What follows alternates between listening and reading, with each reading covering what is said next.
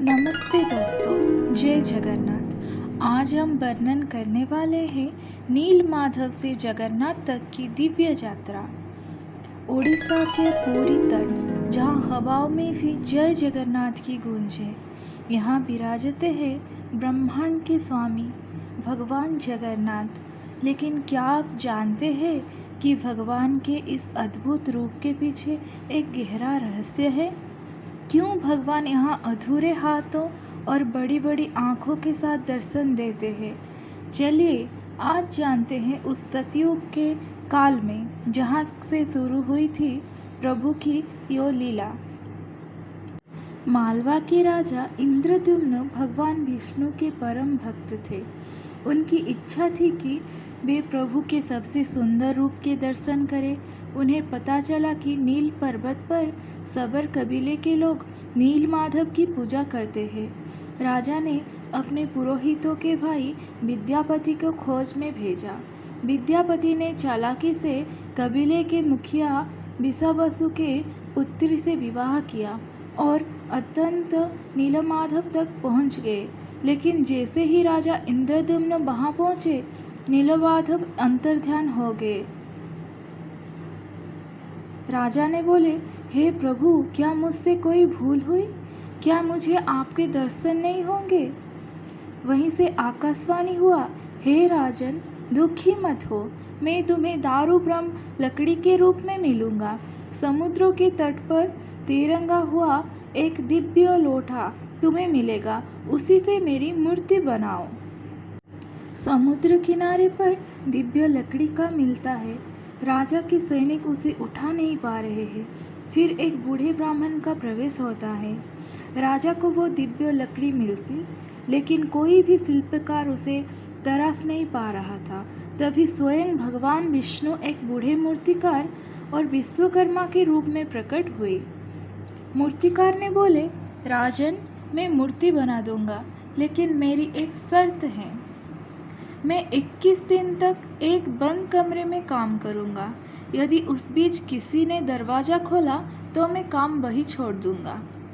15 दिन बीत गए। कमरे के अंदर से कोई आवाज़ नहीं आ रही थी।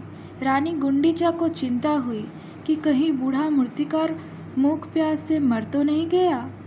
रानी के आग्रह पर राजा ने दरवाज़ा खोल दिया। तभी राजा ने देखा कमरे के अंदर मूर्तिकार गायब है और 3 अधूरी मूर्तियाँ जगन्नाथ, बलभद्र और सुभद्रा विराजमान हैं।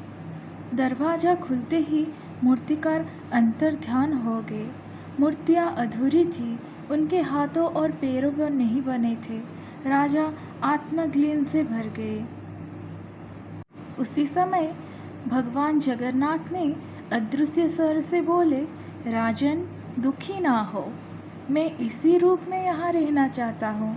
ये अधूरे हाथ इस बात का प्रतीक है कि मैं बिना हाथों के भी पूरा सृष्टि के भार उठा सकता हूँ और भक्तों की पुकार सुन सकता हूँ। तब से भगवान जगन्नाथ अपने भाई बलभद्र और बहन सुभद्रा के साथ इसी दिव्य रूप में पूजे जाते हैं। जगन्नाथपुरी सिर्फ एक मंदिर नहीं, आस्था का केंद्र है। यहाँ की रसोई दुनिया की सबसे बड़ी रसोई है और यहाँ की रथ यात्रा एकता का प्रतीक है। भगवान जगन्नाथ हमें सिखाते हैं कि भक्ति रूप की नहीं, भाव की भूखी होती है। शांताकारं भुजगशयनं भगवान जगन्नाथ जी का एक अत्यंत पवित्र स्तुति मंत्र है।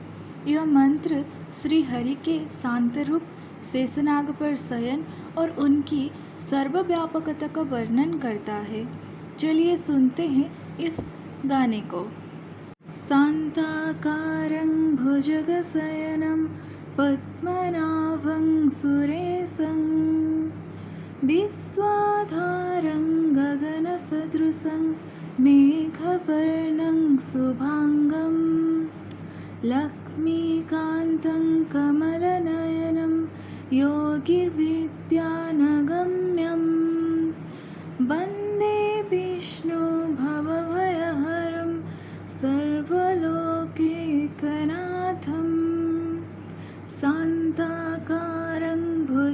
भुजगशयनं पद्मनाभं सुरेशं विश्वाधारं गगनसदृशं मेघवर्णं शुभांगं विश्वाधारं गगनसदृशं मेघवर्णं शुभांगं लक्ष्मीकान्तं कमलनयनं योगिर्विद्यानगम्यं